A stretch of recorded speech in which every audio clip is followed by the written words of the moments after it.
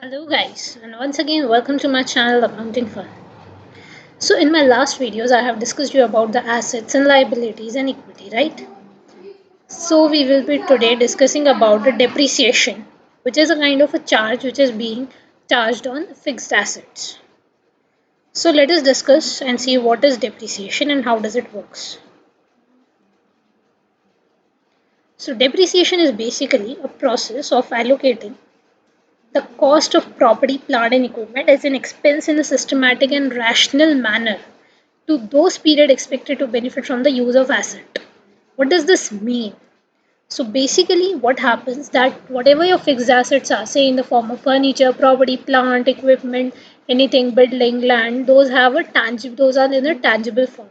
They have a shell, they have a life basically, and this have this useful life over a different span of time, say 10 years, 20 years, 30 years, whatever in the time duration this asset will be consumed or used by the business purpose.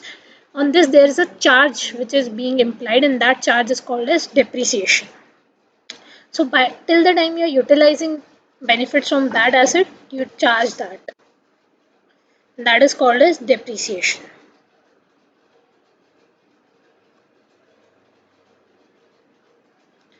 So as per balance sheet, depreciation is basically, and there is an acquisition cost of it which has been allocated to the income statement as an expense also.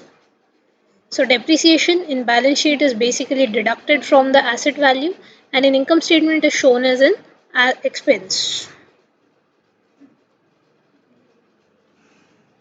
What are the various long-term assets available with a company? Long-term assets are basically those assets which have a useful life of more than 1 year. So any kind of asset which will be used by a purpose, it's an investment for the company basically. So any kind of asset in which company invest a large amount of sum for many years are called as long-term asset, and they are used to be acquired in the business for income producing activity. So they must be only used by the business, not for your individual use. They are not meant for resale, rather they are meant to generate revenue for the business through their utility. Now what all are the various things which could be depreciated? The various things are that you can't depreciate assets. So what you can't depreciate are basically land, collectible like arts, coins, any kind of ancient thing. If you have an interest to collect those things, you have investment like stocks and bonds. So basically current assets. And then if you have an interest in trading and all, you invest in that thing, that can't be depreciated. And buildings that you are not actively renting from income. So basically these are for those who are into basically property business, personal property which includes clothing and all. Then those who are into real estate, they can't depreciate building.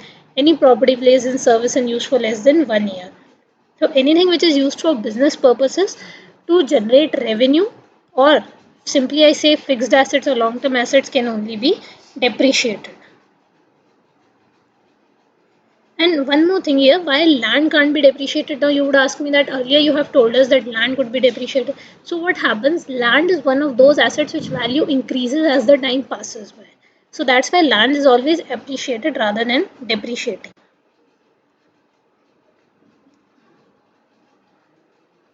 Now let us see what are the various issues while acquisition or cost of with the acquisition cost of plant, property and equipment. So what is the value of asset? First of all, we need to analyze that what are the value of asset which we are using.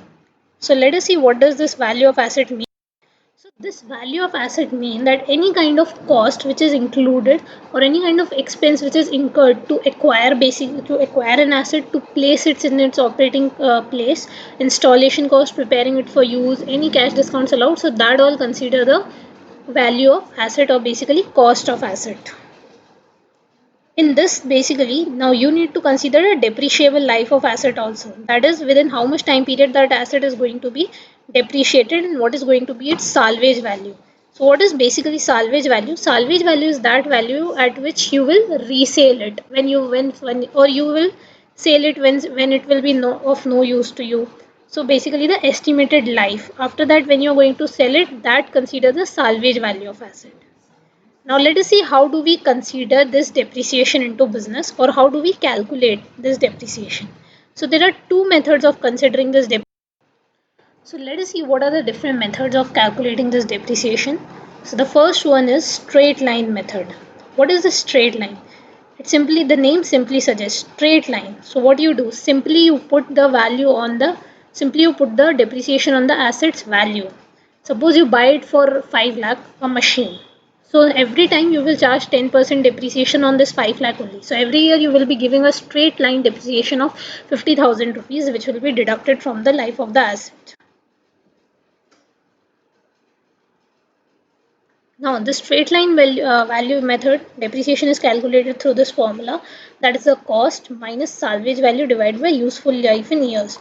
So what you do, you have buy the machine for 5 lakh, suppose it has a salvage value of 50,000. So now the value is 4 lakh 50,000 and it has a life of 10 years. So 4 lakh 50,000 divided by 10, 45,000 will be your depreciation expense per year. Now here I have given you a question. You can just try it giving through SLM. And then we will be moving to our second method, declining balance, or as we call it as the written down value method. So what happens in written down value method of depreciation? It is generally considered by the company because it caters to the repair and maintenance and obsolescence cost, and it calculates the depreciation on actual value of the company which is left over.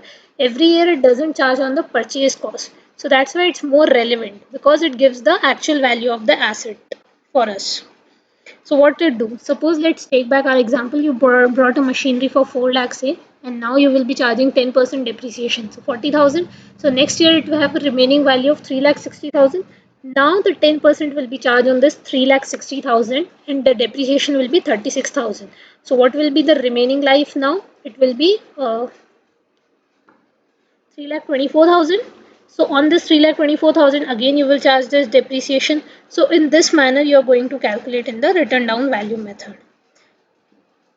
So that's all in today's video from my side. In case you have any queries, do put up in the comments box and do not forget to like, share and subscribe my video. Thank you guys.